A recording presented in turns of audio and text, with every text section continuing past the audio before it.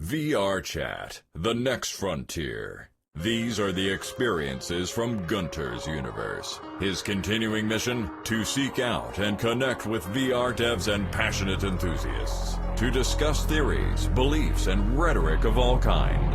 And to boldly go where no show has ever gone before.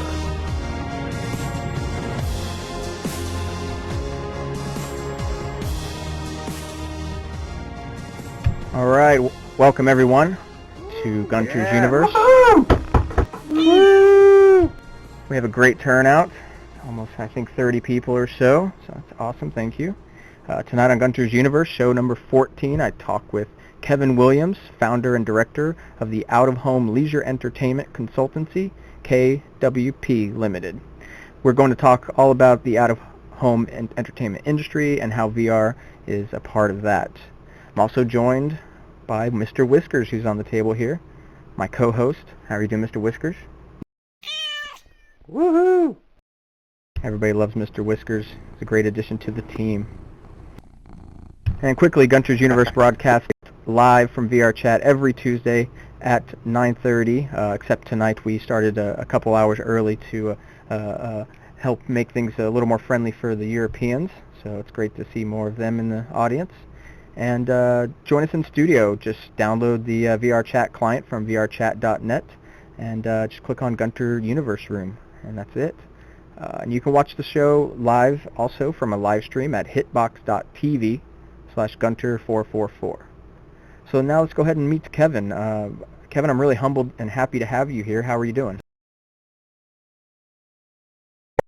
I'm doing really well, and I'd just like to thank you, Gunter, and the team for putting this together and for inviting us along, and also a big thanks to the audience. Great turnout. Absolutely. So let's talk about your work and your background. Some things I want to know is sort of what you're working on now, the different organizations. You're with the DNA Association. Can you tell me what that is? The DNA Association is the Digital Out-of-Home Network Association that was started up back in 2013, and that really tries to gather together the developers of immersive and interactive digital entertainment attractions in the out-of-home sector. And off the back of that, we also created the book, The Immersive Frontier. But fundamentally, that's a non-profit association. We do a lot of conferences off the back of that, though saying that we haven't done one this year. I've just been doing a lot of guest speaking positions, but hopefully in October we'll be announcing, well, hopefully before October we'll be announcing another conference get-together. Excellent. And you're also, you produce a report called the Stinger Report. Tell me about that. I also saw something called the Redemption Report. What are both of those things? The redemption industry is the mechanical and the video redemption part of the amusement sector, and we created a sister publication off of the back of the Stinger Report. The Stinger Report is a scurrilous, I call it cheap mental health care, but it allows me to cover the developments in the out-of-home entertainment sector. We've been doing that since the big arcade days, so it's been going since 1994, when it used to be called the Water Cooler Report. And it's just an email, what low-tech blog would be the better description of it, but we get into the nitty-gritties, and because it is a private combine, we can be a little bit more scurrilous and a little bit more biting with our observation. Excellent. Yeah, and one of the current reports I saw that you were talking about, The Void, which we had James, the CTO of The Void, on last week. So you cover things that are VR related, but also just the out-of-home industry, things like theme park experiences and arcades and stuff like that. Is that correct? We're focused on the technology, the application, the business, and the operation. We're not really into, let me put it this way, for the last couple of years we would never really say that we're doing either AR or VR or mixed reality. We would always be talking about immersive entertainment, interactive entertainment, immersion, those type of phrases. Now, because VR is back in the zeitgeist. We've sort of dusted that term off, brought it out of the cupboard, given it a good cleaning, and we're using the term again. But really, people ask me, I'm in the immersive entertainment sector, and we cover all aspects of that, from the technology, the programming, the development, the implementation, and also some of the next-gen stuff. Cool. And can you walk us through, more of your background, how you got into this industry, why you wanted to get into this industry, and some of the roles that you've played? Yeah, I don't know if the avatars have a snoring feature, so they can start, or an unconscious element. I always had a passion for video arcade and the video arcade games when they first started in the 80s. I got involved in reviewing arcade games around 1984-85. Got my first full-time job with an arcade distributor in the UK around 89. Worked on that. Got involved evaluating new products being produced by the Japanese. Then I got sucked into the emergence of computer graphics. Worked for a military simulation and commercial simulation company that was trying to beat their swords into plowshares and turn their simulation technology into arcade products. Worked on one of the first simulators. That's when I got involved with virtual reality the first time round back in the 90s. Worked for one of the first launched corporations in the UK, working on that sector. Started to do a lot of work with developers, both bringing over virtual reality technology into the entertainment and also getting them the latest PC graphics card technology. That was a big thing then. Then after that, got headhunted by Walt Disney Imagineering and worked on their project to enter the immersive entertainment sector. Worked on a number of the attractions as overseer for Disney Quest. I was one of the development directors there. Then after Disney, worked with Angel Studios on consumer and arcade content. Angel Studios' claim to fame obviously is they did the special effects for Lawnmower Man. Then after that, got sucked back to the UK to work for Infogrames, Atari, and their aspirations to broaden. And then after that, I got sick of jumping around the corporate rat race, set up the consultancy KWP, and have made my accountant's life a living misery ever since. Woo! So, a couple things that came to mind. Do you have any favorite arcade machines or experiences, or even other experiences from the entertainment industry, like theme parks and whatnot?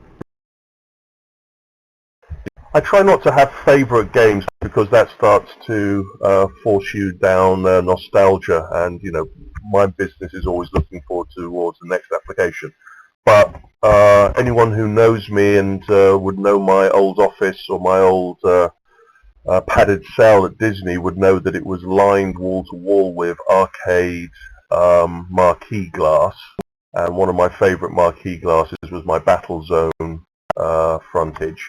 So yeah, there's a soft spot for Battle Zone, but also there's a soft spot for Zaxxon. So that's the old school. The new school now, I'm really getting pulled into some of these immersive entertainment systems, especially if anyone's had a chance to try out the new Star Wars Battle Pod by Bandai Namco. That's a really immersive entertainment dome arcade system that's really compelling. Actually, have a video of that. Let me go ahead and put that up, and we'll talk a little bit about it.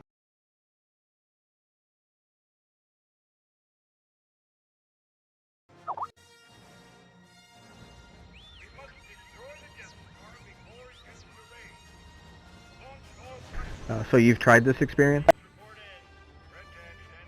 Oh yes, we've been following this technology that Bandai Namco has been working on since the early noughties, really. So fundamentally what we're looking at is a fisheye dome system. It's a one-person capsule. You jump inside, close the door, and you're fully immersed with it's a complete 180 dome directly in field of view using a 4K projection system. So it is incredibly compelling, especially as it takes up your peripheral vision.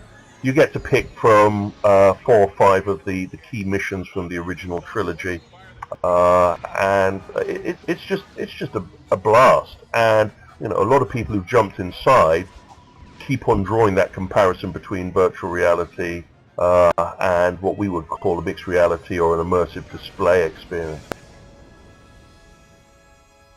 Yeah, it looks awesome. I want to be able to get my hands in that.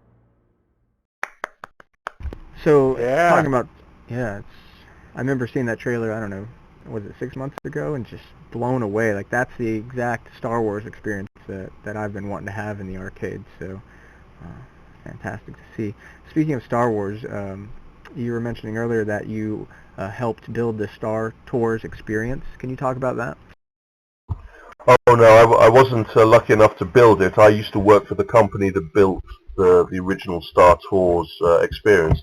2 major corporations built it back in 1989. One of those obviously was our friends at Cimex, who are a 4D cinema film and content company, and the other was a British military simulation company that was also part of a much larger American operation, which was Hughes Rediffusion, and I was lucky enough to be hired by Hughes Rediffusion. So I was always trying to sneak some time on their military and commercial jumbo jet simulators, but also we were making a couple of the Star Tours systems that were going over to the next theme park. At that time, Tokyo Disney was just opening up.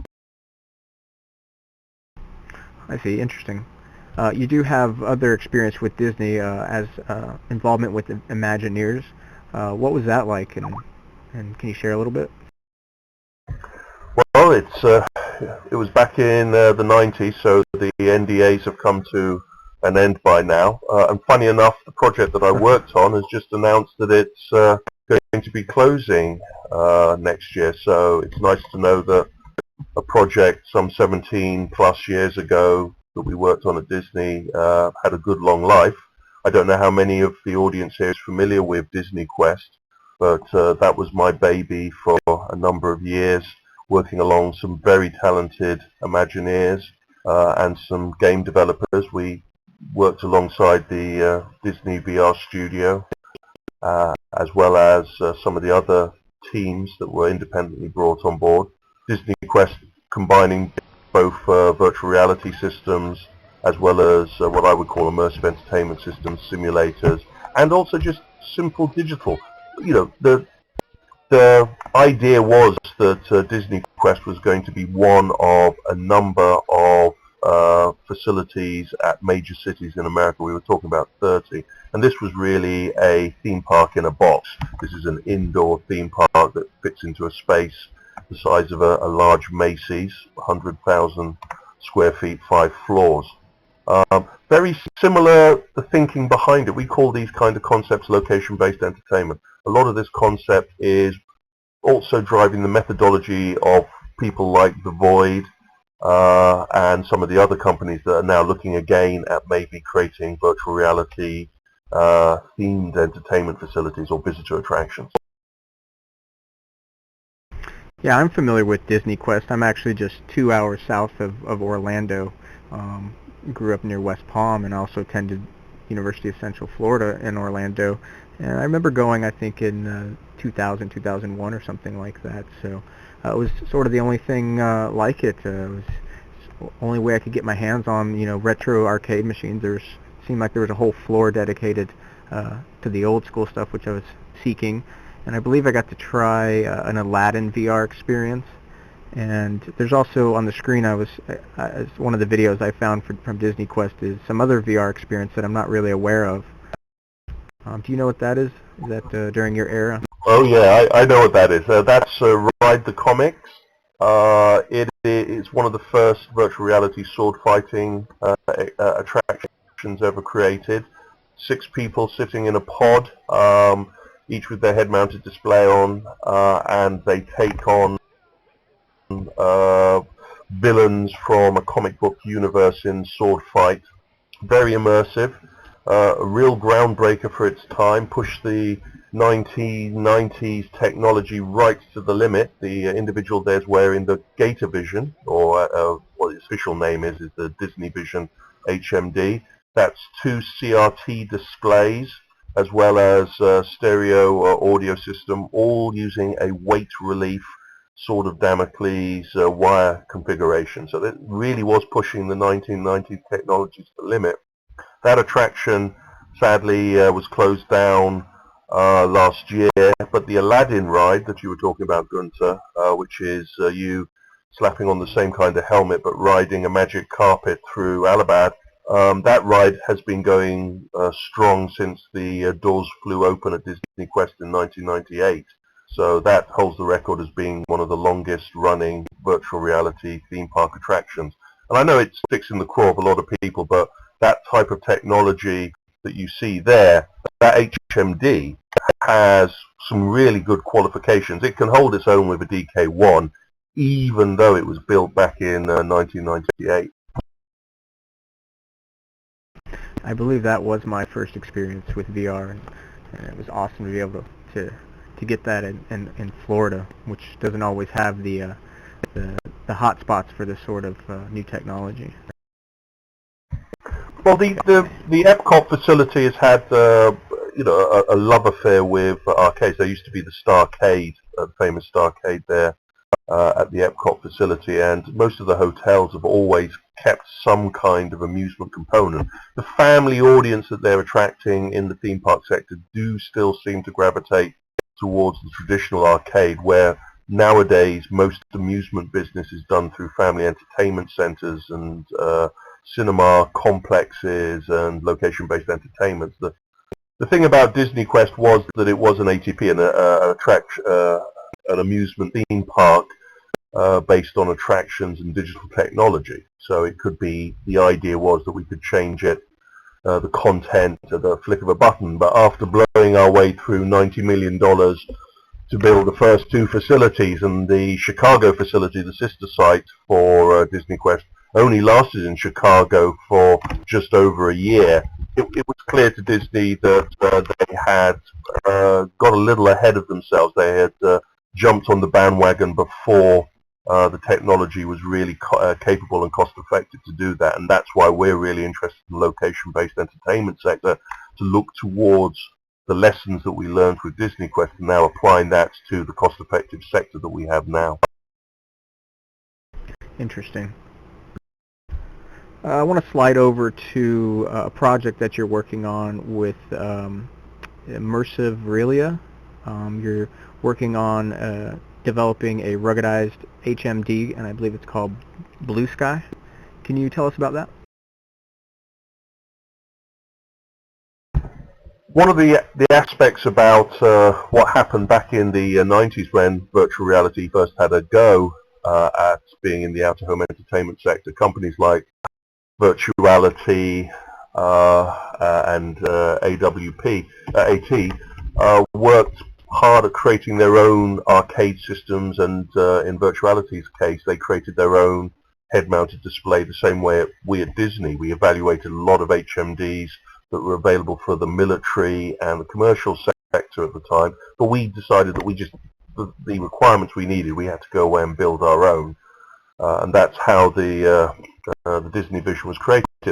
Again, the same situation struck me back in 2011 when the first companies came to me and sort of said, hey, we think virtual reality is going to be big again, what can we do? We evaluated the Sony HMZ, we evaluated a lot of systems, and it was just clear that if we wanted a ruggedized HMD that was going to be able to be hygienic, able to be dropped from a distance, have built-in audio capability, and would have the screen, the per-eye screen field of view that we needed for immersive entertainment, we were going to have to go away and build it ourselves. And KWP decided to form a relationship with ImmersionVerellia, a company now that's just signed a major deal with a company that, funny enough, specializes in the 3D and cinema 3D business. So a lot of those expertise are going to be applied.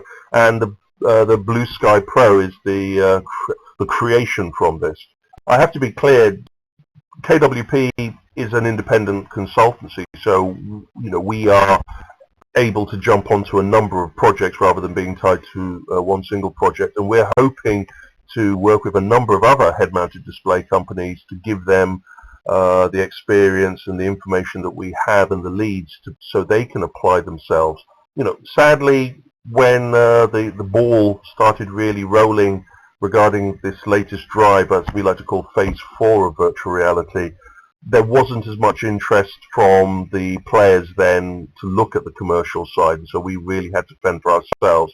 I know a lot of things have changed over the couple of years since the Kickstarter and the VR community reinvigorated itself, and it wouldn't surprise me that at the end of the year we may see some other companies jumping into producing commercial HMDs. Interesting. And what about input's been the talk this year? Any thoughts on input? Are you exploring that? Is that something that you think is important to add to the experience? I'm a bit mercenary when it comes to what we're trying to do. If people already have interfaces and technology that is available off the shelf, we'll use it if it is applicable and suitable for our sector. The last thing I want to do with KWP's time is to work on building HMDs. It's a great way to grow grey hairs and make yourself feel very tired. The fundamental factors are that I like working on the technology and the attractions and the game content. And sometimes there are holes in the jigsaw puzzle that we have to fill ourselves. Regarding interfaces, a lot of this the first of the virtual reality amusement attractions that I'm talking to companies about or seeing being developed from other developers uses the standard joystick, gun interface, steering wheel, flight yoke that we're already very familiar with in the immersive entertainment sector. I think it's going to be a little longer, maybe 2 years off, before we start in the out-of-home entertainment sector using the kind of touch, lighthouse approach, partly because it is not intuitive, and you have to remember that amusement games and attraction games have a much shorter playing duration, and also it's just easier to drop a semi-automatic machine gun in some people's hands. They suddenly work out that they're the next Rambo, or stick a steering wheel and some pedals in front of them and they're the next Ayrton Senna. That is a lot more intuitive compared to working out how to make V signs using your fingers in virtual reality. It's a good point, and maybe later, once these things are adopted and start to become more natural, then we might see those sorts of things in the public space. Why is VR important to this out-of-home experience? Well, as I said earlier, it's not really VR or AR or mixed reality. It is immersive entertainment that is important to this sector. People want to be immersed. We have a phrase in our sector, unachievable at home. We're aiming to give experiences to people that come to our facilities, that go to these sites on a repeat basis. We want them to have an experience that they can't do anywhere else. And at the moment, we're looking towards giving them the best, fastest, most powerful immersive entertainment experience, and it looks like, with the zeitgeist being for VR, that we're going to be dropping a lot of people into head-mounted displays with the latest, most powerful technology from the computers. Will that be the long-term objective in the next 5 years? I can tell you now that we're already looking at the latest in 10K projectors.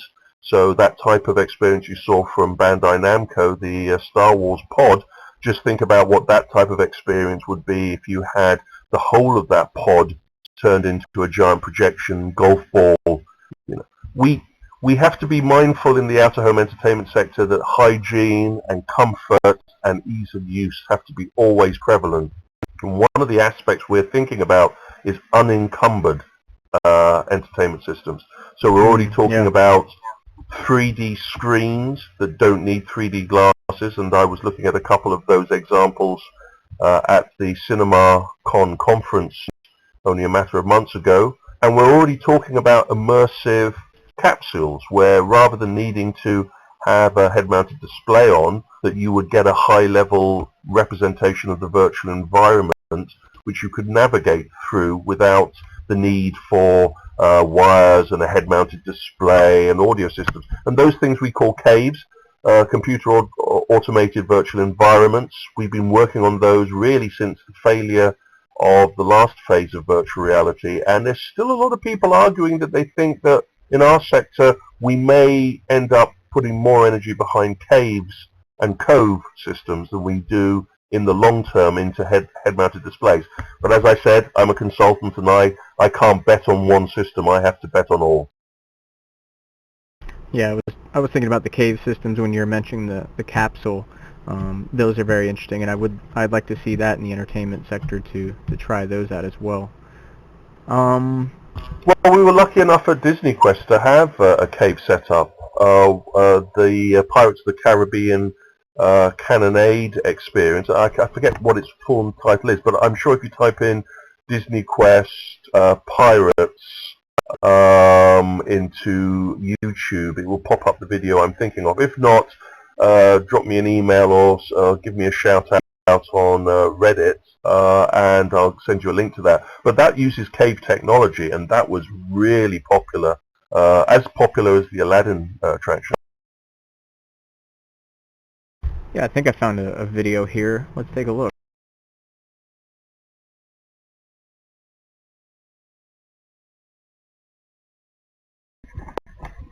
Let's hope you pick the right video and it isn't Two Girls, One Cup.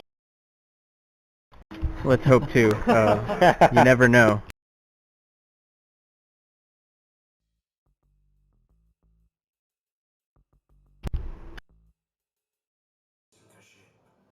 Shucks.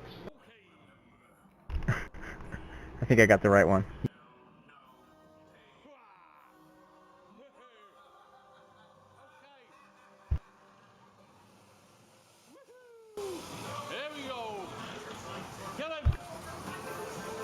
It was never like this in Ready Player One.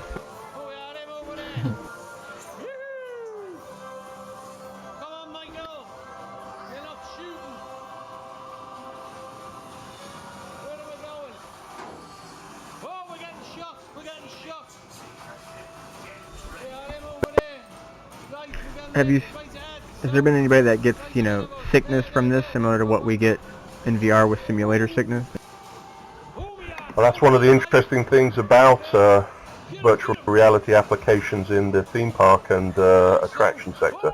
Most of our game experiences usually last within the magical 2 minutes sector.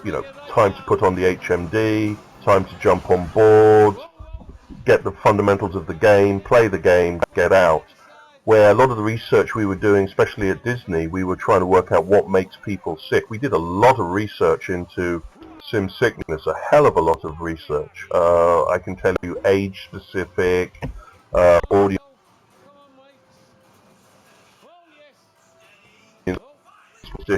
specific, as well as gender specific issues that caused and induced motion sickness and sim sickness, because they are two different things. And we were lucky that we were way out of the 4-minute, 5-minute window, which a lot of specialists were sort of seeing as the core timing, that when VR goes bad or when simulator experiences go bad, usually the symptoms start to really mature within that 4-minute time scale.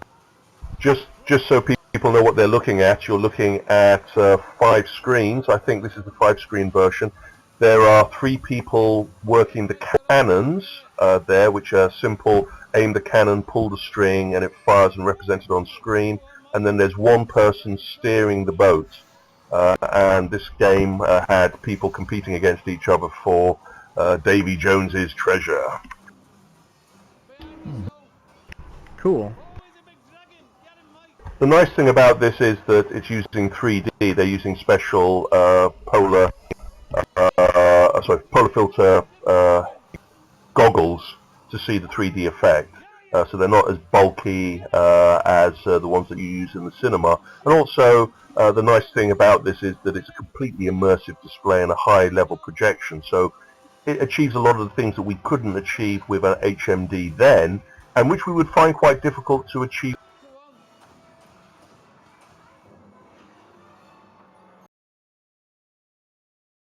using, just for argument's sake, DK2s would be difficult. And that's one of the reasons why we're having to look towards other means to immerse the individual within the experience.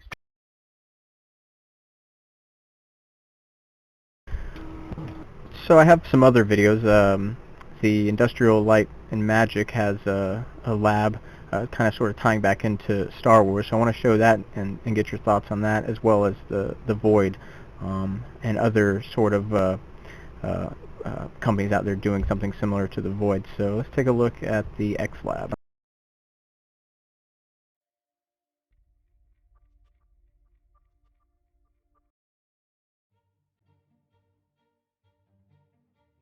I think when you get a room full of creatives from movies and video games and just the technical sect to what we've got, and you get them all in the same space, you're going to create something pretty exciting.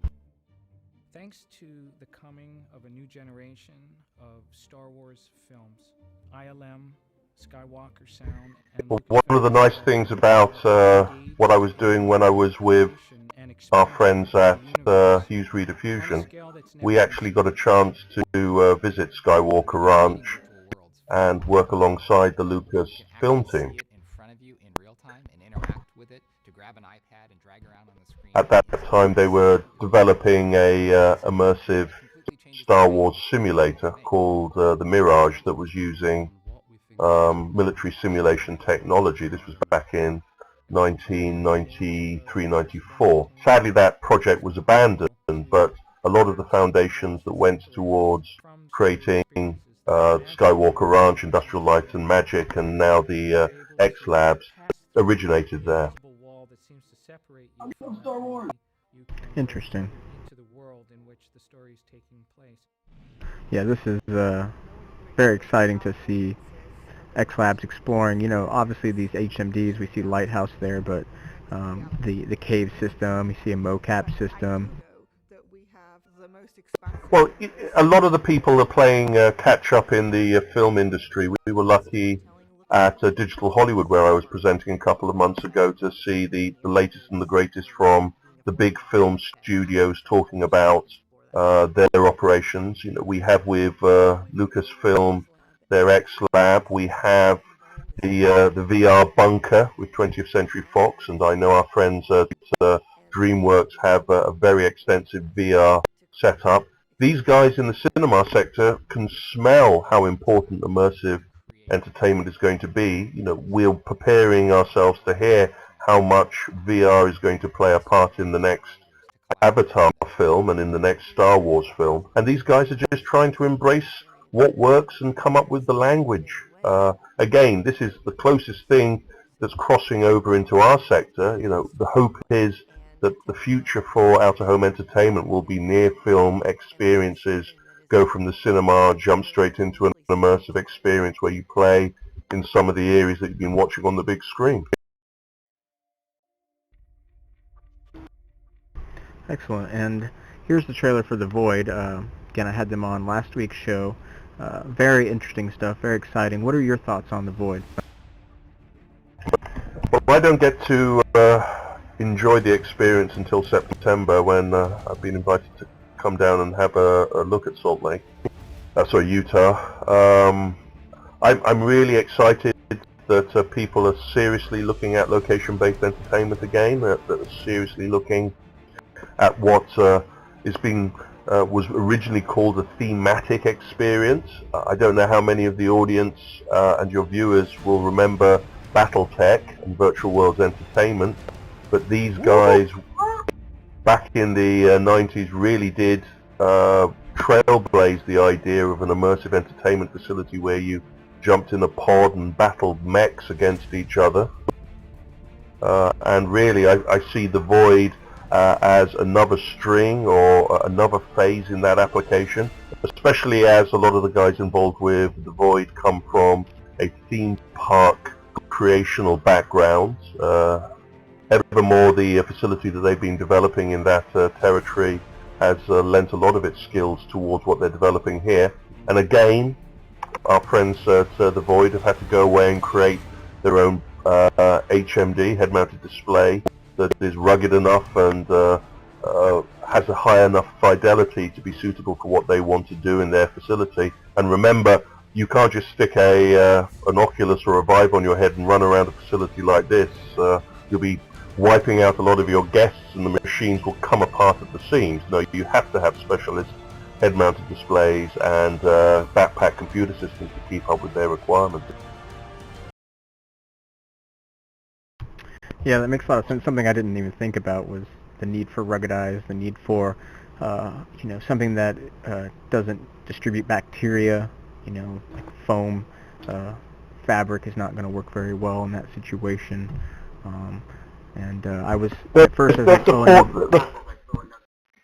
the four aspects that you always must keep in mind when you're developing something for the out-of-home entertainment.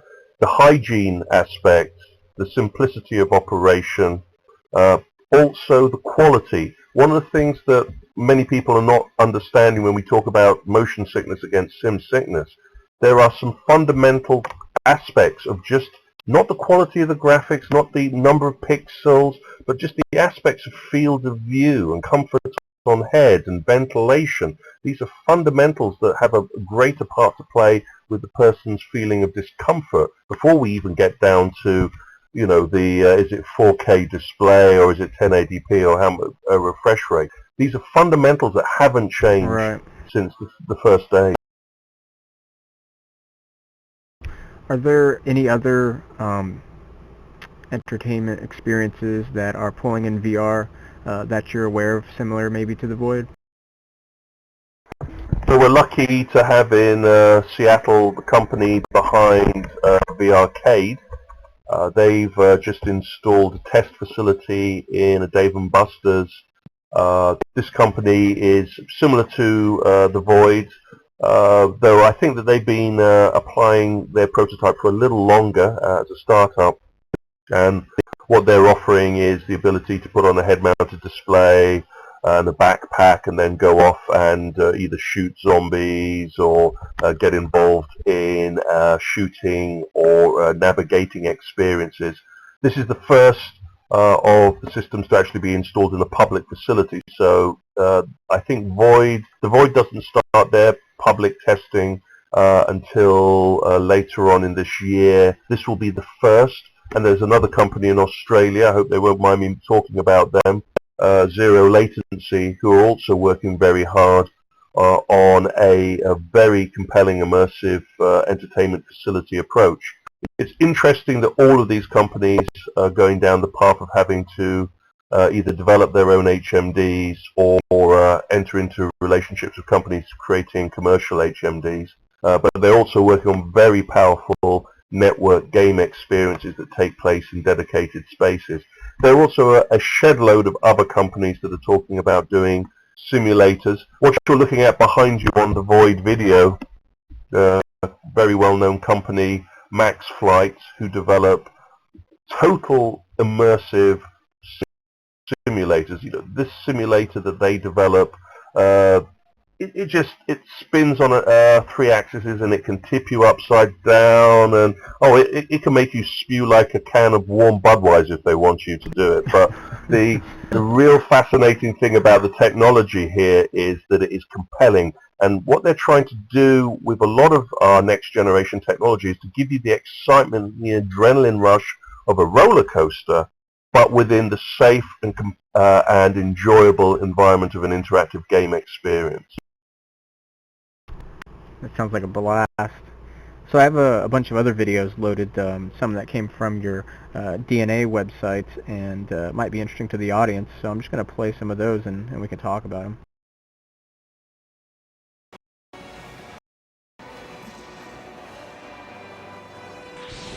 This one's the Marvel experience. A bit of a sore subject at the moment. Our friends at Marvel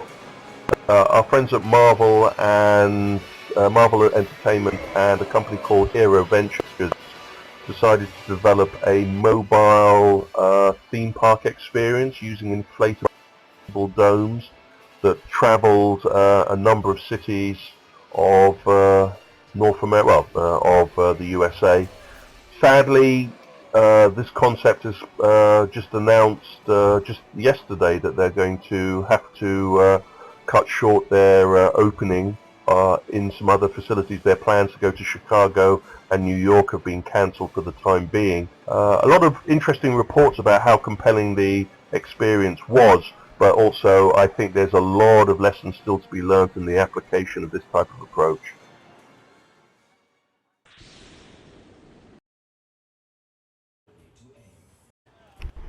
Here's another one called Galactic Force. Hopefully it loads up okay. I may have broke it. Okay, this system is an example of the crossover between what the amusement industry used to produce, the large coffin-shaped, neon-flashing arcade box of memory and nostalgia, has been superseded now by multiple interactive entertainment theatres.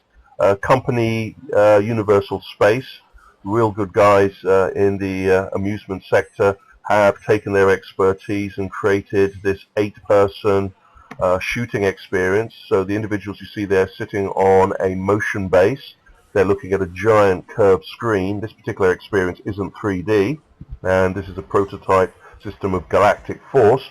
Each person has their own target reticle represented on the screen, and they take place in a giant shooting orgy, is the best way to look at it. Very compelling, very fun. One of the aspects you need to always bear in mind regarding our sector, we really try and go for social entertainment. The social, you don't normally go to a out-of-home entertainment facility or a theme park on your own. You go with groups, or you want to go and have a good time, and the best way to have a good time is with an audience. So that's why we work very hard on these kind of audience experiences.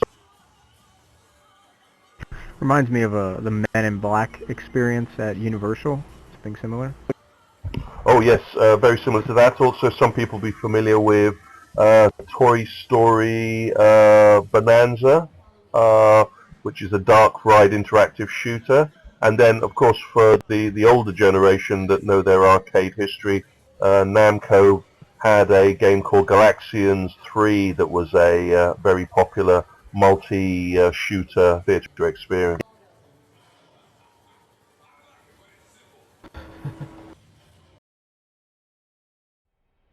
Alright, moving along, let's see, this one is Air Timers.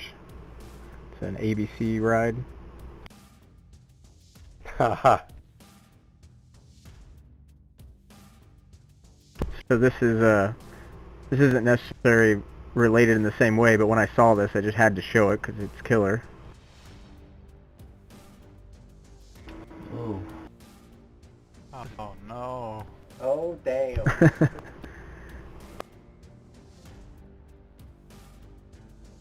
Live long and prosper. Or live long in that.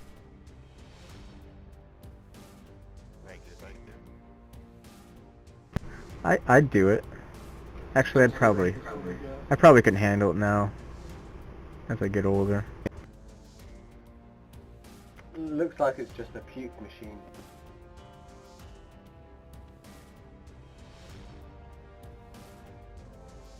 Quite a marvel. Where is that at? Somewhere in Europe, I believe. I forget. Maybe Switzerland?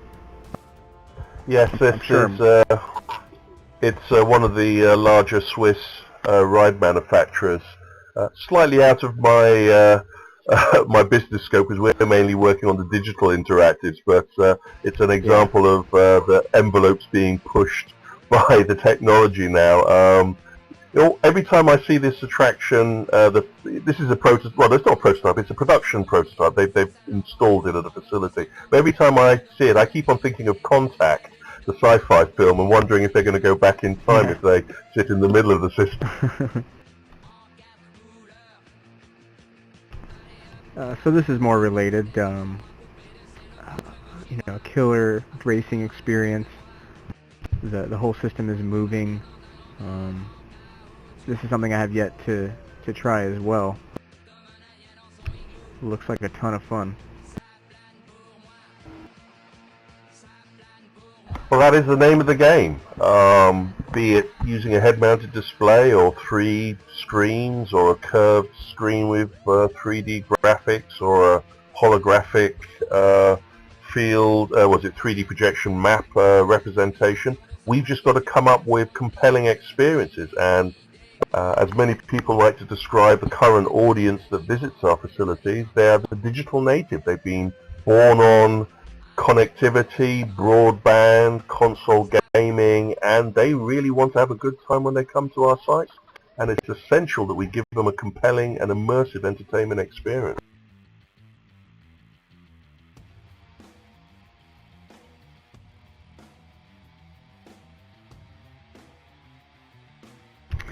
Seems to be a bit of hype. I don't think we're seeing much reality here, but the concept is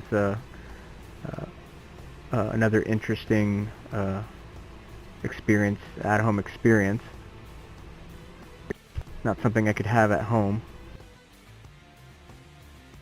Well, that's one of those questions I always get asked by a lot of people is, how long will it be before we can do this at home? It's sort of like, asking a chef, how long before I can get that fantastic steak you're serving me as a ready meal that I can cook from frozen. It's horses for courses. You go to a Formula One race because of the unique experience, not just because of watching the cars zooming past. The same way that we've always had VCRs and Laserdiscs and Blu-rays, but the cinema industry still offers a unique and compelling experience for a very large audience, no matter the age group.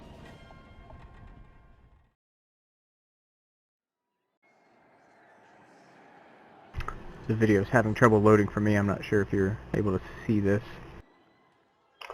No, I've had some problems here. I think some people are seeing it and some people aren't, but hey, Yeah, welcome to the world of digital.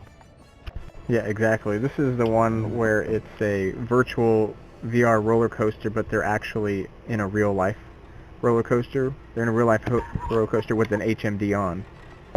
Right, so this is Mack Ride, one of the largest of the European theme park attraction ride manufacturers, and this is at Europa Park, just on the border with Germany. What we're seeing here is a concept that started off as a scientific experiment by the German university and was so popular, so compelling that they turned it into a company called VRCoaster. The plan is that you would go up to a special booth, lease a head-mounted display, in this case the Samsung Gear VR Innovator Edition. This particular version has special chin straps, so you can wear it while you're taking part on the ride. Jump on board the ride, select which particular ride experience you want to see, and then the potentiometers in the wheels of the roller coaster ride car match with matches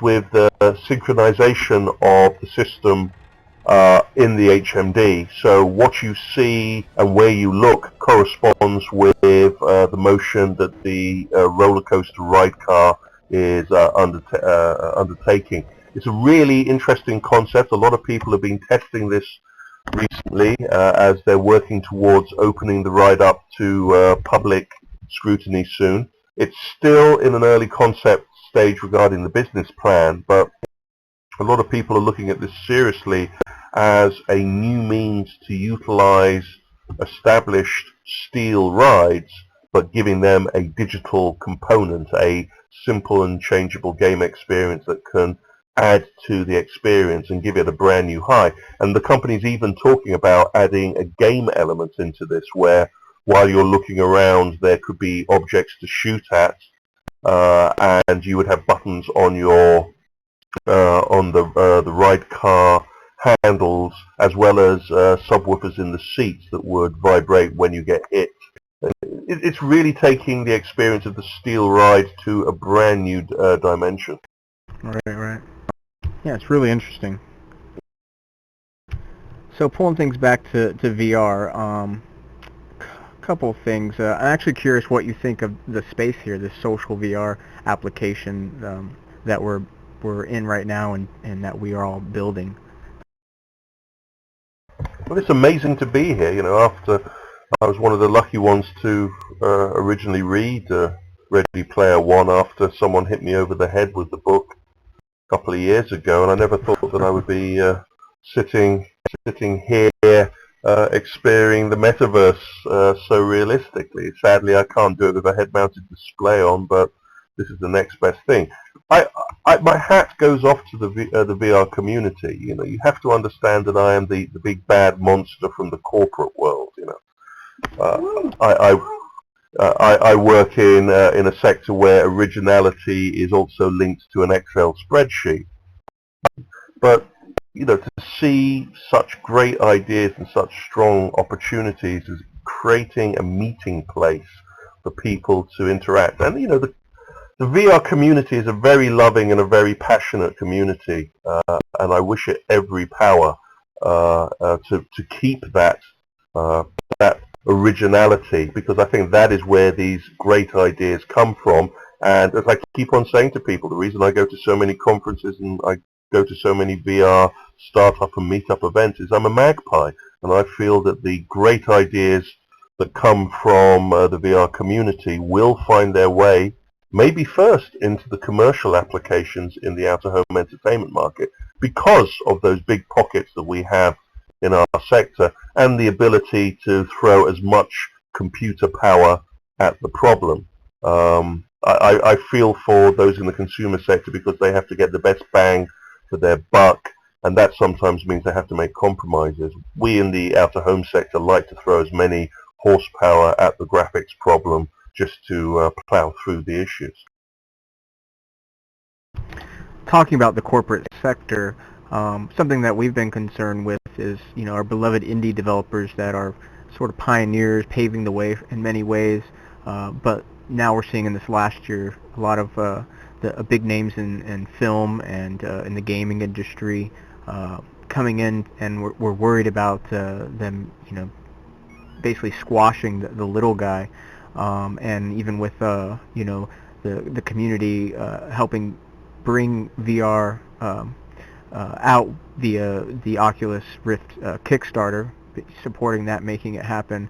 We now have them teamed up with Facebook and sort of in their own playground, their walled garden. Can you talk a little bit about that subject and what you've seen so far on the corporate side of things?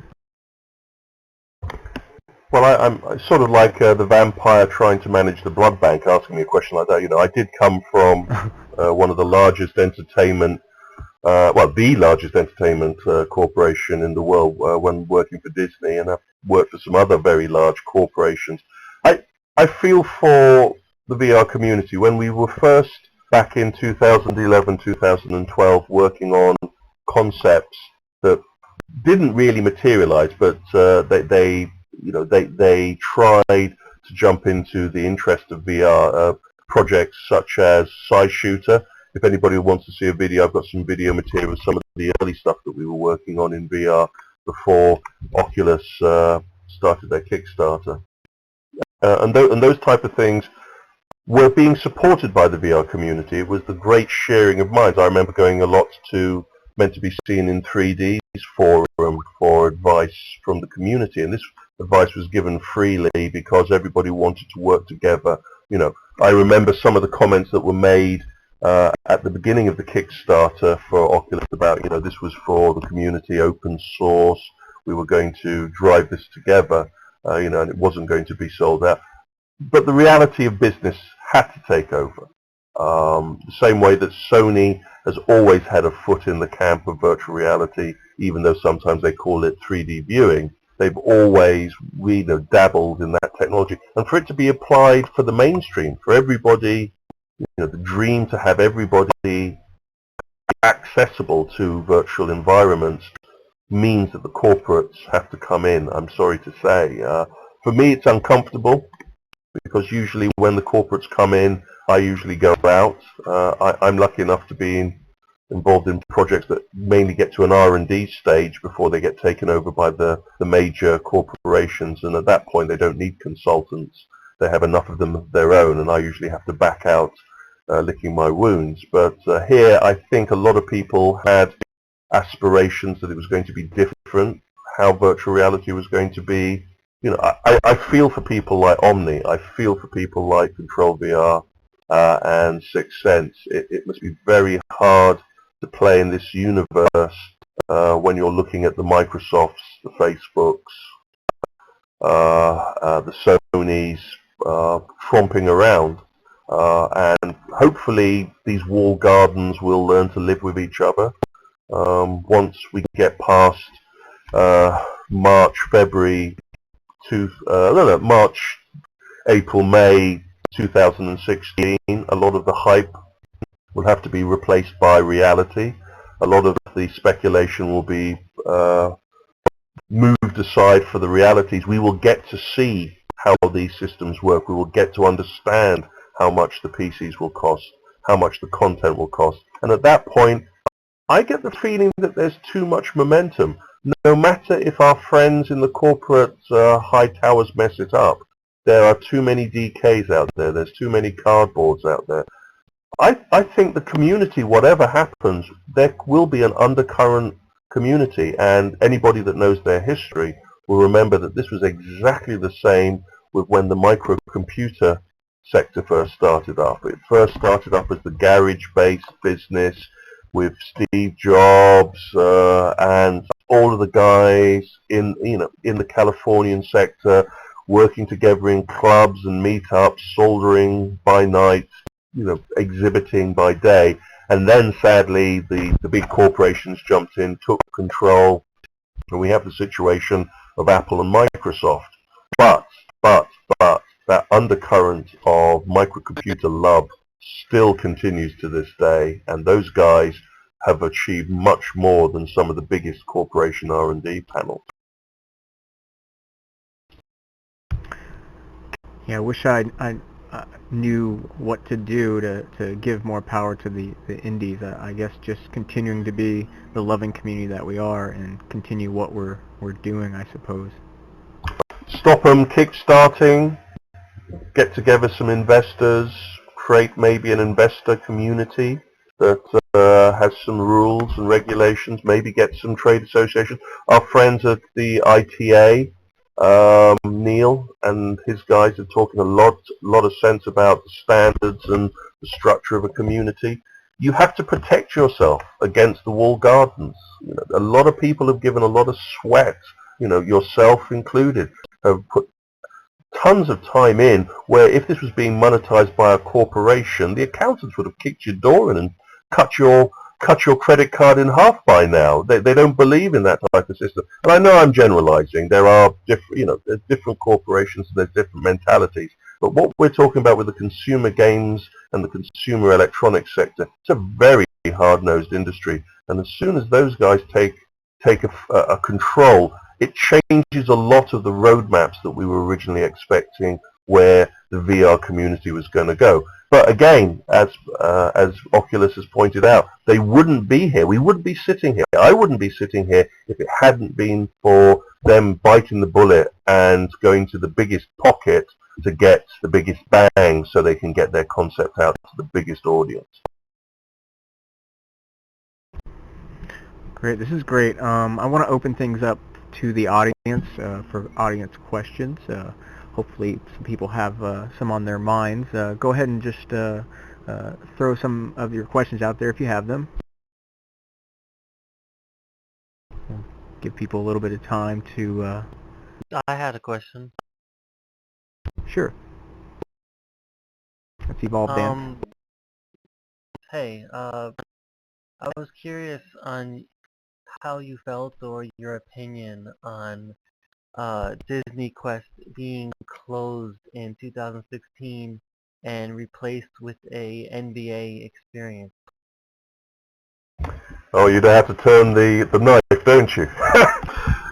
Well, funny enough, I've been hearing from people since, what is it, since I left Disney. Oh, haven't you heard Disney's is closing? Oh, haven't you heard there's a rumor that Disney's closing?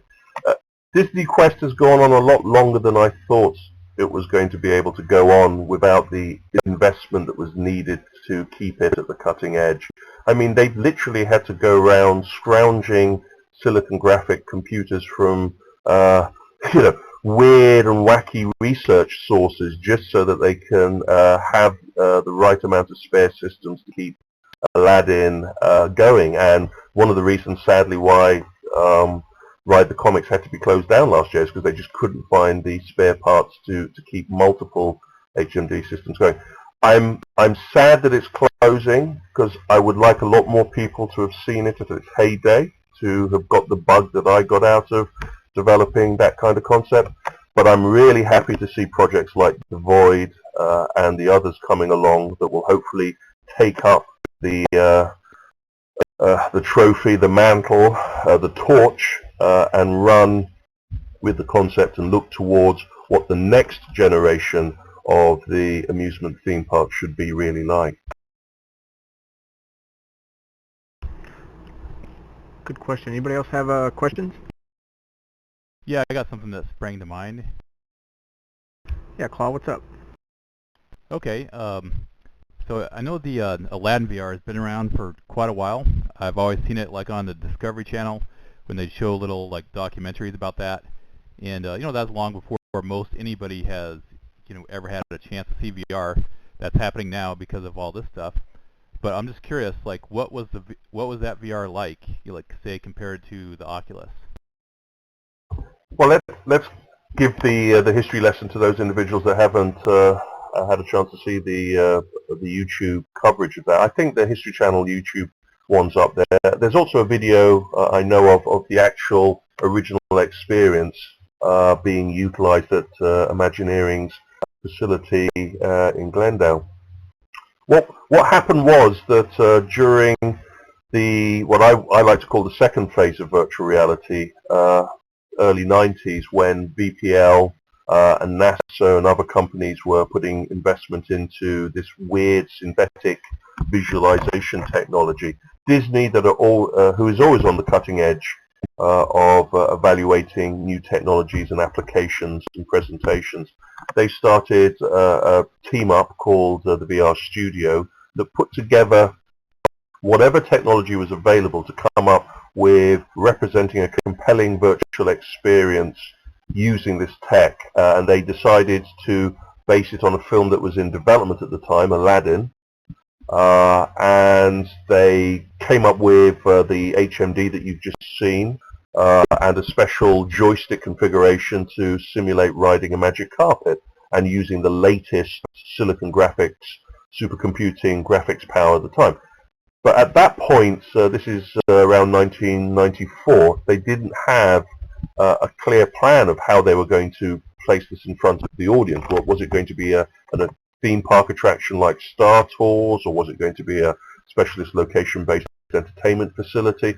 So what they did in the meantime to get some research material, they stuck it in Epcot. And Epcot at the time had a special area where people could go in and watch a presentation on the skills and the art of Disney animation. And in that sector they had a special area set aside talking about computer animation that was becoming big then. This was long before Pixar. And people were allowed to, they took a certain number of people from the audience and allowed them to experience this prototype. It is clunky. It is not even PlayStation 2 quality graphics on the visual graphics representation, but on the performance, this is where the Disney developers, the Disney Imagineers, put all of the energies. So rather than being, so we say, the most prettiest graphics, it is the best performance graphics you've ever seen. I mean, the refresh rate, the field of view is phenomenal. No jaggies, no judder. And this is where a lot of the lessons were learned that we then started to apply in the seamless VR experiences that we created for Disney Quest. Cool. Anybody else have questions while we have Kevin here with us? Sure. Hey, Cubed, go ahead. So coming from a VR background, how would you describe your first Oculus experience? I thought of that same question. Great one. It's funny, a lot of people ask me that one. I really enjoyed the first experience, but I was more looking towards what this was leading to. You know, when someone hands me a device and says, this is a development kit, we're going to build another one, and then we're going to build a consumer system, I get really excited, but I have to, you know, I have to apply some realistic, what I like to call, I have to manage my expectations. And I have to do that a lot with a lot of the prototypes that I look at nowadays, because someone says to me, hey, we've got this really great motion simulator prototype that we're working on. Will you jump on board it and give us your opinion? And so rather than going, hey, this is rubbish, you have to go, no, well, this is leading to a really good idea. For me, I was incredibly impressed by the weight. I was incredibly impressed by the field of view. The field of view was phenomenal. And I was also really impressed that they had actually achieved what they promised of actually shipping out and getting the equipment to the audience. I have a big problem. I have very good eyesight. I'm very lucky. I must thank my parents again when I next see them. And I noticed that screen door effect really badly for me. And so it was tempered, and I still have that problem. That screen door still does niggle me, especially as a man that used to work with head-mounted displays that were using CRT, where you had 0 pixel occluity. I have a question. Have you tried CV1 or Cescent Bay? And if so, do you notice the screen door effect within that as much as you do? I have not had the pleasure of seeing the CV1, and the Cescent Bay demonstration I was given was very short and on a developer's system.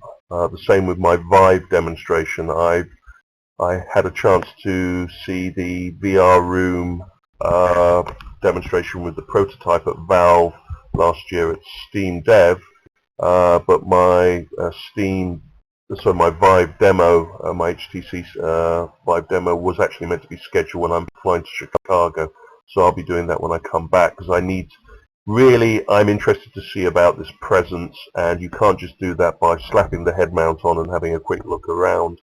Regarding your question on Cescent Bay, I saw the prototype high-def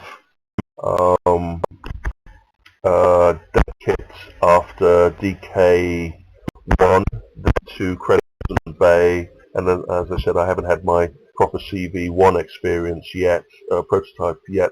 I noticed a little bit of screen door, but I get this awful feeling that you won't reach quality of the positional tracking and the visual saturation. So again, I'm not being that critical at this moment in time, because as people keep on kicking me in the kneecaps always say, it's all about the content. Right. More questions? Yeah, I got another one actually. Sure, go ahead, Klaus. Yeah, Kevin, so in your opinion, like, how much do you think VR could possibly explode over the next few years? You know, especially you're talking about the corporate stuff. Like, how much do you think all those Goliaths are just gonna, like, you know, come in a short time? I mean, depending on how big it's gonna be, but how big do you think it can get, you know, in the near future?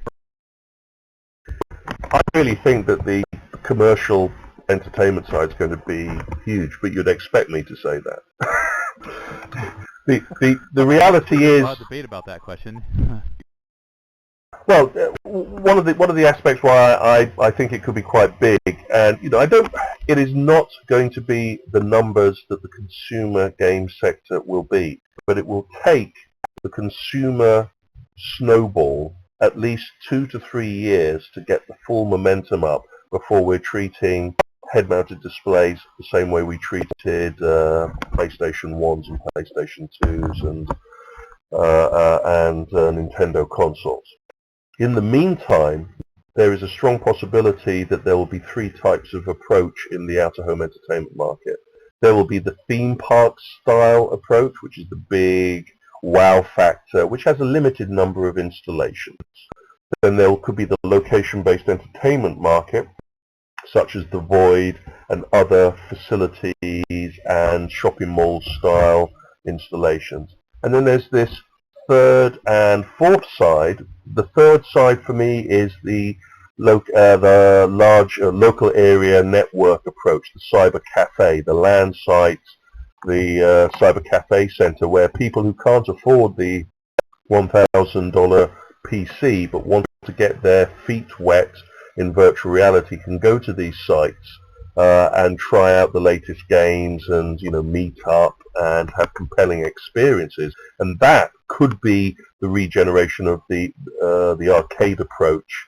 And especially, you have to consider that there is an example of this happening in the past when Counter-Strike and World of Warcraft first started to make an appearance. A lot of people didn't have the PC chops, skills, or the deep pockets to get the computers and the networking skills to be able to take part, but they really did want to get their chance to play in Team Fortress. They really did want their chance to play in Counter-Strike, and that's really when the LAN centers, the Bang centers in Korea, and the internet cafes really saw their peak of game playing. And funny enough, the SVVR conference that was held a couple of months ago, the after-show party actually took place in a LAN site gaming facility that also does corporate parties. And it was amazing to see how many people were going, hey, I never knew these places still existed. They still exist. The fourth part I also wanted to say about why I think corporate entertainment could be big is by the promotional side. We have seen a vast number of corporations such as Chevrolet, Coca-Cola, Nike, the US Olympic team, Mercedes, Lamborghini, companies using head-mounted displays as promotional audience entertainment systems. And I think that's another aspect of the market which will see a great investment. But that's one of the reasons why I think the commercial side could be big, but it will be a minnow compared to the success that a successful Oculus or a successful Vive or a successful Project Morpheus will have on the true worth of the VR experience. That's quite detailed. Great answer.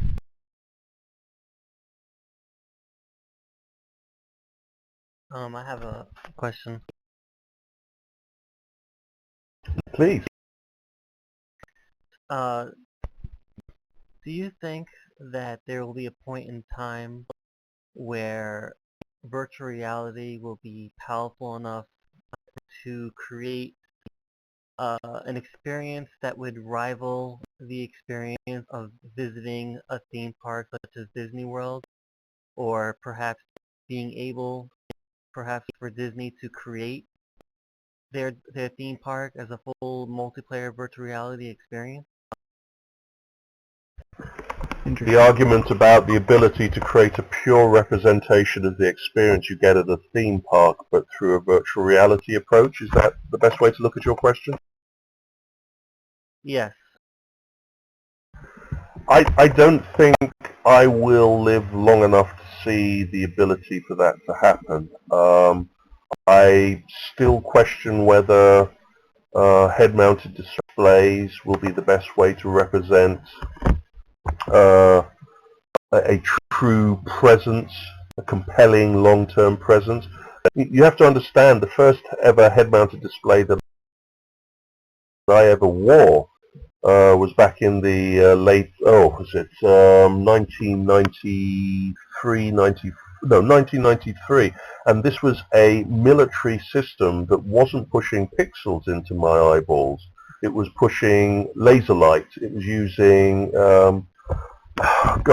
it was an awful, it looked like a torture device rather than an actual applicable simulated tool. But it was developed by the French flight simulation company Thales, and they were looking at the possibilities of laser light, through through fiber optic display technology. It was totally impractical, totally stupid, but it did offer a level of visual representation that was like no other experience I've ever had. It wasn't good quality graphics, but it was totally unique.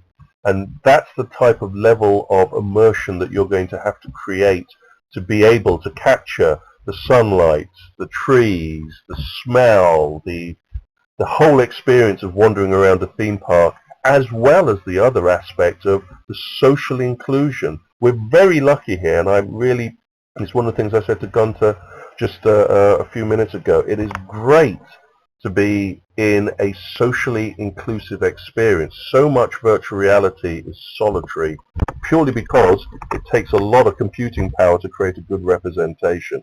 And just think about what you're going to have to do in the computing power stakes to be able to create a true representation of a wander around Anaheim or Disney Paris or Hong Kong Disney or Shanghai Disney. I think at this moment in time we're away from that. Aspects of that experience, being able to jump into Star Tours, hey, I think that's achievable, and we were just talking about that earlier. About there's a presentation on the net that I'm sure we can link them to, Gunter, where you can jump inside a Star Tours, a representation of a Star Tours simulator, and go for the experience. That's brilliant. That's very compelling. Is it like being there? Well, it doesn't have the smell of the popcorn coating the floor, and it doesn't have the same shaking violence that you get from the motion base, but hey, we're getting there. The same way that I'm sure that the early people that watched the Lumiere demonstration of the train ploughing into the station and caused people to jump up and shout and run away when their first cinema experience, I'm sure that we're at that stage there as we are now sitting here looking at the latest cinema 10K experiences such as Barco's Escape. I don't think this is the video. This is just, I think, the Star Tours, the normal attraction. I'm not sure about the virtual one. I didn't get that video lined up. Well, that isn't a video. That's actually a 360 experience. It's brilliant. Again, if you, I'll send you a link to it. Excellent. Yeah, I'll include that with the notes on the YouTube recording.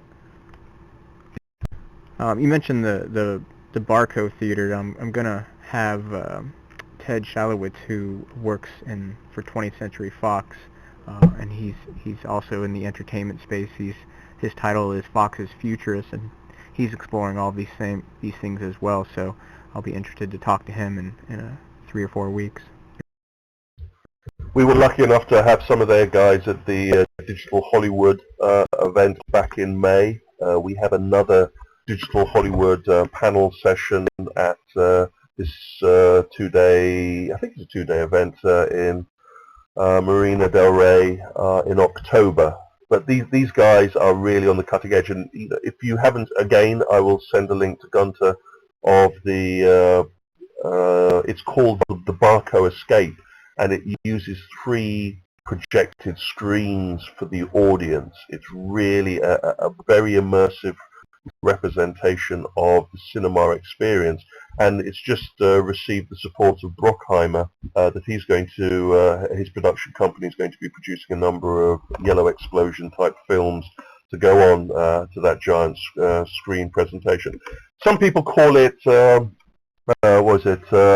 CinemaScope 2.0, but it is really where a lot of the immersive entertainment industry is going, where they're looking at a more compelling and immersive approach to presenting the narrative. And VR is just one of those means that these companies are looking at. Well, excellent. And it's been such a wealth of knowledge that you've dropped on us, and it's nice to get some information that's outside of our core VR information that we're always following, since we're all just big fanboys of that. Kevin, where can we direct people to follow your work? Well, I'm doing a number of presentations. Well, I'm winding down from the last one. I'm going to be in Chicago next week, presenting at the Foundations Entertainment University. As I said, we've got a plan to do Digital Hollywood in October, and another I'll be presenting at Large Theme Park Conference in October-November time. If you really want to fall asleep, I can highly recommend reading the book that I co-authored with Michael Marciani, The Immersive Frontier, charting the development and history of digital out-of-home entertainment. The bits that will put you to sleep are the bits I wrote. The stuff that Michael wrote, it will keep you on the edge of your seat. So I just need to be clear about that. And we're just about to start production on the next manuscript. Of course, if you need to, if you'd like to receive the Stinger report, I will gladly put anyone that sends me an email on the subscription list. I'm sorry that the subscription sign up on the website is a little wonky. I am a very lazy boy when it comes to maintaining the Stinger report website. We're old school here. We're more about the emails and sharing the information than getting too hacked up about the web sign-on. But again, I will gladly put anybody that sends me a message onto the subscription for that. And of course, if anybody has any ideas or suggestions regarding how to move forward in this sector, they can catch me at my handle above my head at Reddit, or drop me an email at kwp@thestingerreport.com. No more abuse though. Well, thank you for that, and I just have a couple announcements as well. There's a few events going on in VR Chat. We have a couple meetups on Sunday at 5 p.m. British summertime. The European meetup happens, and Mr. Q, one of our community members here, puts that on, so it's really great. That's something that's been recently started up. And then 6 hours after that, which is 6 p.m. Eastern U.S. time, again on Sunday, is our weekly meetup that we've been doing for about a year and a half now. So really encourage everybody to come out there. It's a great community. You can learn a lot. You can learn how to get started building with Unity, and just exploring tons of worlds that our community's created here. And really, I've met so many developers and friends and connections via this avenue. So really encourage people to come check it out. And also this Friday we're going to do a special event to celebrate Nikola Tesla's birthday. Adam J is approached me about doing that event, so look for a post in the next few days about that, but it'll be sometime Friday night. I'm not sure the time right now. Follow my Twitter or look for the post. And you can find all kinds of information about social VR events by going to the Road to VR website, roadtovr.com, and clicking on the events button in the main menu. You'll find events that happen here at VR Chat and other social platforms like Converge and AltSpace. So it's a great resource, and really appreciate that being out there. And if you're interested in running a VR Chat event, just reach out to me. Best way to get a hold of me is go to guntersuniverse.com. And I have a ton of social media links there from my Twitter or even my Skype if you want to talk in real time. I really enjoy Skyping with people, so get in touch with me.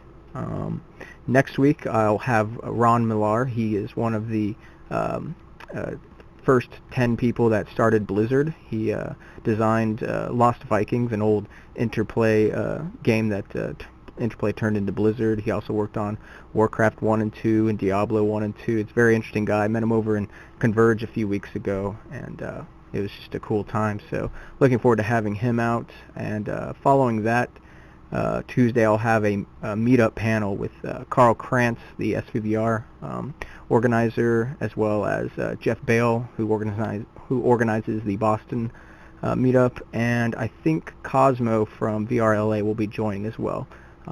Still working out that detail there. So really excited about those shows that are coming up. Big thank you to Kevin, man. It's been great learning all this stuff and this wealth of knowledge. Hope you had a good time. Oh no, thank you very much for allowing me to bore your audience in stereo. I really appreciate the opportunity, and I really congratulate you on achieving a great forum to share knowledge, and let's keep the power going. Well, thank you.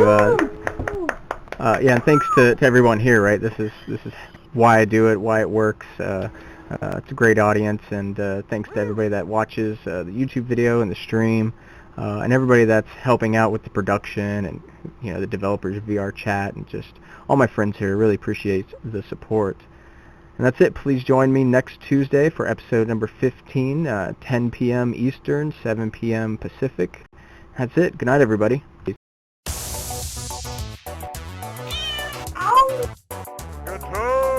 What do you think, Mr. Whiskers? No. What's going on? I think... Careful, everyone. If you're here to wake up, if you're not awake. Oh no!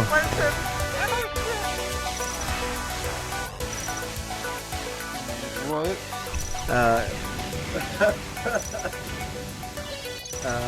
Mr. Whiskers is always has a treat for us at the end of the show, and apparently he's dropping GoldenEye bombs on us.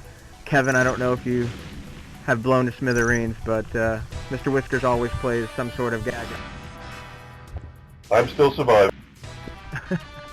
I never know what it's going to be, so it's always a surprise, and this week, pushing the limits. So, careful.